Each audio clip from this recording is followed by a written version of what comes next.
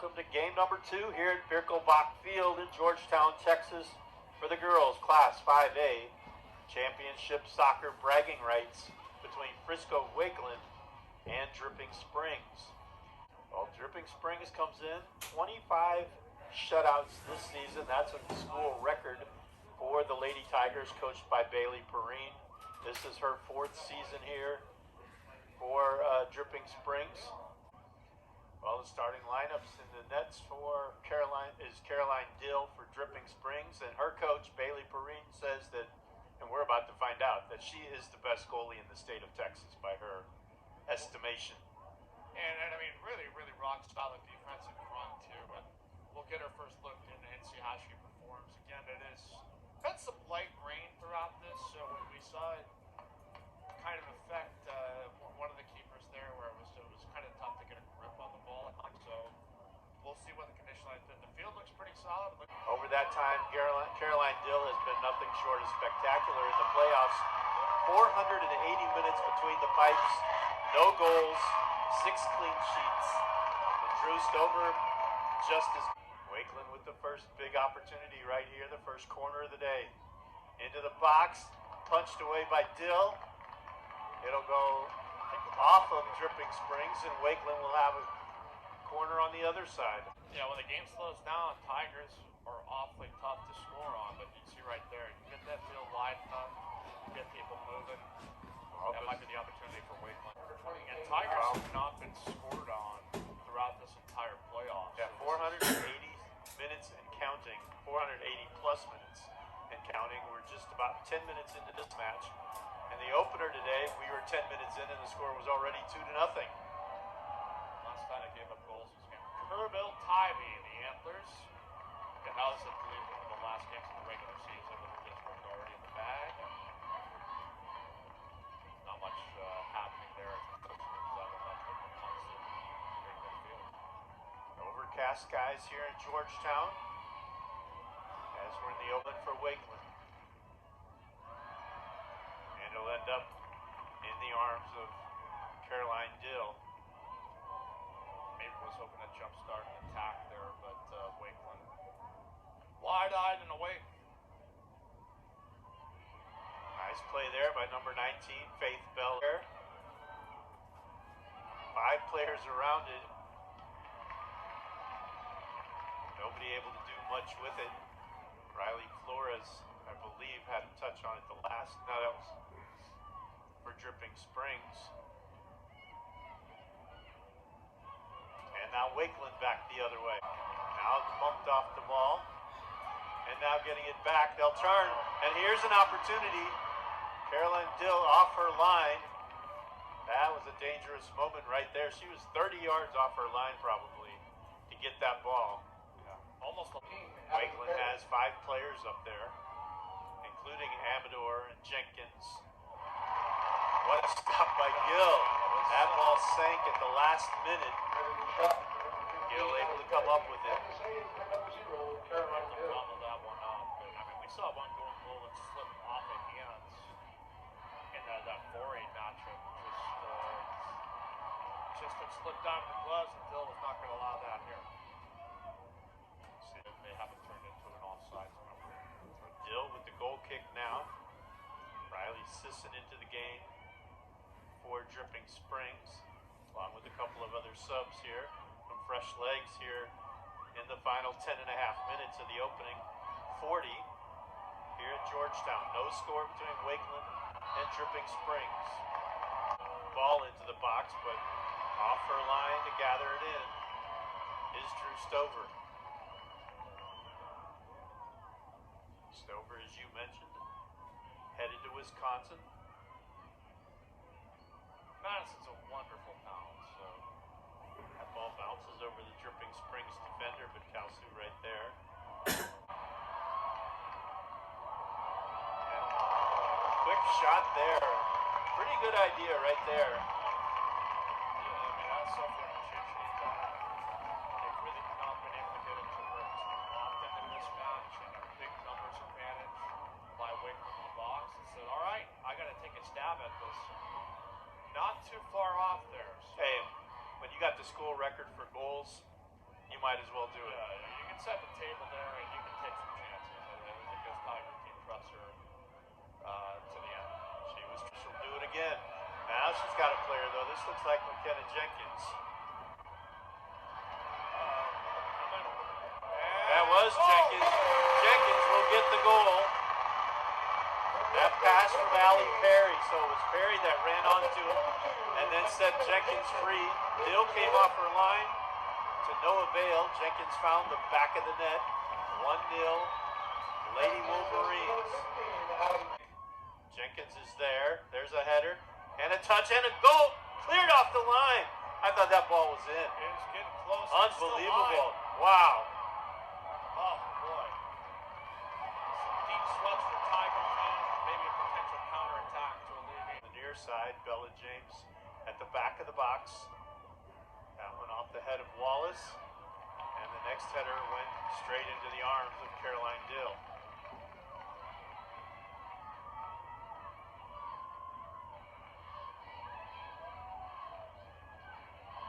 And a miscue there by two.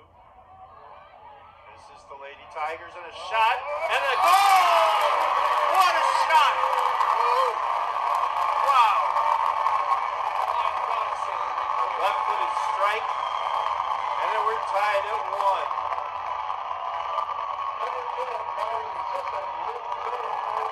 Riley Sisson with a left-footed strike into the upper 90.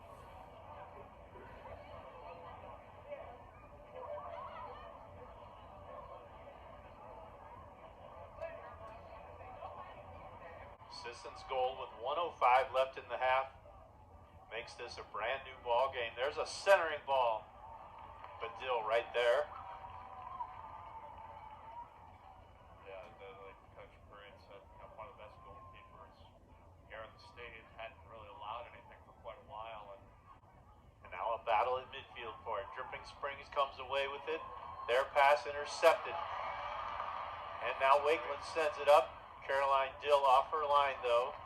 Beats McKenna Jenkins to the ball. And Wakeland, the Lady Wolverines. And they've got Jenkins down the near far side. Two defenders closing on her, and a shot right at Dill. Had it well played. Caroline Dill, who gave up a goal in the opening half. Her streak at about 490 consecutive minutes of soccer. Scoreless soccer between the pipes. Really great job by Cal. She cuts it inside to her teammate, and now Dripping Springs moving down the field. And a chance for the Lady Tigers. Nutmegs the keeper, and there's the lead goal. Wow, what a turn of events right there.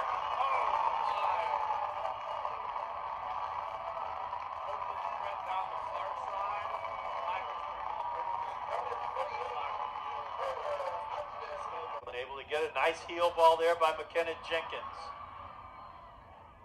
Unable to control it though was Allie Perry. Ball rolling back towards Dill as she backs up into her box, forcing Perry to come all the way. And now they're going to want to foul. Are they going to get it? Yeah, the main turn chase the entire way. I think we're just going to another throw in now for Pear. Tigers not out of the woods yet. Wakeland can strike at any moment. There's a nice centering ball. Dill there. Oh! It's on the ground, loose, and Dill falls on it. Wow. Thought for a moment there McKenna Jenkins was going to have another goal. Yeah, just the very smallest of margins. Dill coming up big. Right now the bounce is going in favor of Dripping Springs. As Copeland picks up a loose ball. Tries to center it. And Wakeland. Jenkins was the one chasing it towards Dill. And now setting a runner free. But off her line, Caroline Dill to smother that ball. Great heads-up awareness to be able to come out and grab that one. For a moment there, that looked like an equalizer. It looked like Rosas was going to get to that ball. Dill came off her line. Maybe that's one of the reasons Perrine says that she is the best keeper in the state. That anticipation you just saw. Now Rosas between two defenders. This is Gregston trying to touch it towards McKenna. Dill off her line. McKenna goes down. The ref says, get up, let's go. Yeah, I think if it doesn't work out in soccer, McKenna might have a good chance as an actress. That was a fine performance. And, you know, hey, that's what you got to do in this game is try to take advantage of opportunities like that where they come. And Wakeland back again. This ball headed towards McKenna. Shot on goal! What a stop by Dill. Talk about reaction time. There it was. McKenna with a great touch. Dill with a better reaction. Yeah, and really good job by Flores there to get back and at least challenge enough that it wasn't just going to be a free kick at goal. And great save, though. Boy, this Wolverine team's still knocking on the door here with about 23 minutes to play. Caroline Dill has come through big here in the second half. Once her team got the lead, she's made a couple of remarkable saves. Now Dripping Springs on the other end. That ball intercepted by Decker of Wakeland. And here come the Wolverines one more time. They're trying to get a through ball in, but Dill is off her line. And she's going to be able to pick this one up. Yeah, she's made really good decisions here for the most part in this match. One almost cost the Tigers a goal, but I think was called offside, excuse me, but chance here yet for the Wolverines again. Wolverines intercept her kick. Lainey Calzoo right there. And that shot goes wide. That last ball, intended for Lillian Wallace when Dill came off her line. Had she been able to run onto that ball, that would have been a pretty good angle for number 17. Ball intended for McKenna Jenkins. She has it. There's a pass into the box, a centering ball, but off the defender right to Dill. Yeah, I believe that was Hannah Gama's on the far side of the field there to potentially cut. I'm trying to see. That may have been Howell there as well, but we talked about that short goal kick. It's something you don't see a lot in soccer anymore. It used to be pretty prevalent when I played, but now you don't see it quite as much. With her, now she's going to put Gregson free on the far side. Gregson's shot on goal right at Dill. And if you're Dripping Springs, you don't mind that kind of shot. Your keeper has great eyes. If you're going to surrender a shot, it's going to be from that angle, outside the box, with your keeper with two eyes on the plate. This is Dixon. They'll push it forward. Wakeland, though, will intercept it midfield. That ball will come to Dill as Allie Perry gave chase but couldn't catch up to it. Almost got knocked over there by the hustling Perry.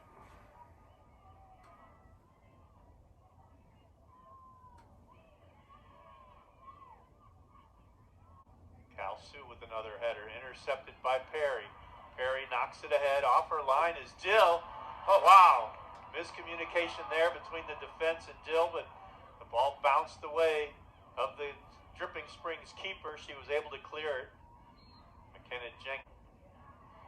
Yeah, if Tigers are just taking their time here, in moments like this,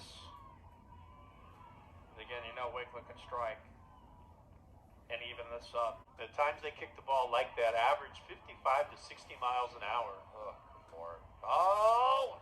Dangerous ball there, but Dill had it all the way, and then Wakeland ran into him. I believe that was McKenna Jenkins. And actually it was number 8 for Wakeland, Georgia Irons, the senior, drawing the yellow card after running into the keeper. Now Wakeland has it. Bella James pushes it to the outside to Jenkins, a centering ball, but Dill had it played perfectly. Yeah, trying to get the cross out there, head on to anybody, and just not enough of an angle to place the ball anywhere for any of these forwards and try to be able to get a good for Wakeland, and now they'll send the ball ahead. Nobody able to get there. Still picks it up. And they'll call an offside. Bailey Perry for Dripping Springs, their head coach, said 3 goals in every game. Play as a team, win with class, and get better each time out. I'll tell you what, with this win streak, 18 games in a row now, looking at 19, just 7.5 minutes away from that, and a state title, you'd have to say they fit all 3 of those. And I mean, it's potentially an organizational win too. I mean, Galen Zimmerman. Midfield, Wakeland has it. That was Amador ahead to Jenkins. Jenkins with 2 defenders on her, heads it forward, but nobody able to get there. As Dill picks it up near the 18. I can't count how many moments in the match that has been like this, where you have Caroline Dill hopping out there to close off for what in a moment appears like a chance for Wakeland, and they're still going to keep trying. They got 5 minutes, 15 seconds to work with to try to get another goal to tie this up. Avery Davis on the cross. And McKenna Jenkins trying to get there, unable to do so, and as you said, Dill right there off her line, waiting for the ball to cross the 18 so she could pick it up. Flores and Calsu accompanying Jenkins as she raced for the ball. Headed around. Looks like Allie Perry will take this one, and this is well within her range if she wants to go for goal here on this one. 40 yards. The kick on target. Oh, just wide. Dill thought about grabbing it for just a moment and then realized it would go over the end line, and it did. Now 2.5 minutes left in the Wakeland season if they cannot find the equalizer against Allie Perry trying to get it for Frisco Wakeland, and she does. Now she'll kick it forward. Here comes Jenkins. Jenkins with a touch. What defense there? Oh, my. Wow. Once again, the Lady Tigers, 10 seconds. The final 10 are counting down here for Dripping Springs. Riley Flores with the poke off of Jenkins' foot was the last gasp for Wakeland, and Dripping Springs claims their first state title in Class 5A soccer here in Georgetown by a score of 2-1 over the Frisco Wakeland Lady Wolverines. Bailey Perrine and company, congratulations to them, and what a ball game. Everything we asked for in a quality match. It started off slow, it was level, it was a dog fight, it was a rock fight, it was just a fight. So take a few minutes and chew on this one as we try to figure out which one of these players, and it's hard to say, as you said earlier, it's hard to say on a team sport. One player. Yeah, I mean, that's the whole point. I mean, that is the beauty of it when you are a team like the Lady Tigers, where it's nobody's above the team. We're all in this together. That, you know, I mean, you could give it to Caroline Dill as well. I mean, just even for the fantastic performance leading up to this, so many moments here where if she reacted a step too late or too early, things could have swung another direction. So I'm going to concede whoever the UIL decides here as player of the match, because I think they might have a better idea of how the ball works than I do. Who the player, the MVP for the Class 5A girls match here that was just won by Dripping Springs by a score of 2-1. Recap the scoring for you. Frisco Wakeland got the opening 5A state champions. Our principal, Angela Gomez. Athletic director, Galen Zimmerman. Assistant athletic director, Marissa Tuzzi. And athletic coordinator, Marty Emrine. As they give out the medals here, Frisco Wakeland gets the silver. We talked about Jenkins getting the opening goal then. With 1:05 left in the opening half, Dripping Springs, Riley Sisson took a shot. They said it was from 20 yards out. It was off balance, top shelf, far post, and we were level at 1 going to the halftime locker room. Just 6 minutes out of the second half locker room, Taylor Hodgson got the ball, and she knew what to do with it. She made a move. The keeper came off her line, Stover, and just as Stover went down to block the shot, Hodgson let it go right between her legs into the back of the net, and just like that, Dripping Springs had a 2-1 lead. There were opportunities galore for both sides, particularly Frisco Wakeland, but Caroline Dill, who I would say, I think she is the player of the match because of what she did coming off that line time and time again at just the right moment to clear the ball away and stop Frisco Wakeland. If you could give it to the entire defense, that back line, we talked about their form. They got offside calls against Frisco Wakeland at the most opportune moments. And we direct your attention to the field for the presentation of the UIL Most Valuable Player Award for the Conference 5A Championship game. Presenting the award is UIL Assistant Athletic Director Joseph Garman. So, my choice for Academy Player of the Match is Caroline Dill. And now, the Conference 5A Girls Most Valuable Player Award, as selected by the media, goes to... Let's see if they agree. Caroline Dill at Dripping Springs High School. Caroline Dill, the sophomore keeper, MVP of the match and the Academy Player of the match. And what a playoff season she had. 1 goal in 7 games. And I imagine how much confidence that gives to an entire team, that knowing that you're in safe hands with Caroline Dill in front of the net. And you could give it into a lot of players here on this squad, and I don't think anybody would probably complain. But certainly as deserving as ever, as teammates, you can't really see off the screen, but just going absolutely wild for this honor here for their sophomore teammate, Caroline Dill. Bailey Now, Green for the runner-up, this team completing was the season dedicated with a coming into this 23-3 season record, to getting that state Coach title. Jimmy Langford they and his complete team the have run. represented their school with pride.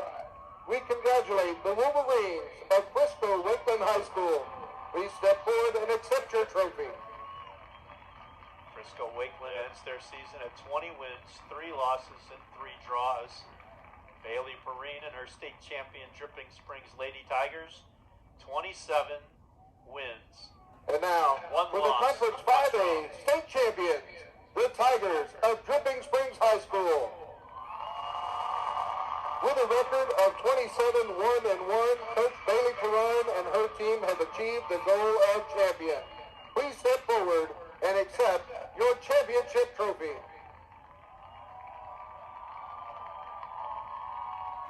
Wonderful moment here for Tiger Nation, for Wakeland that was looking to maybe go boys and girls state titles, falls just short, but you know that you can't be too disappointed by the effort. You certainly know that both of these teams left it on the field. The Tigers just a little bit sharper today.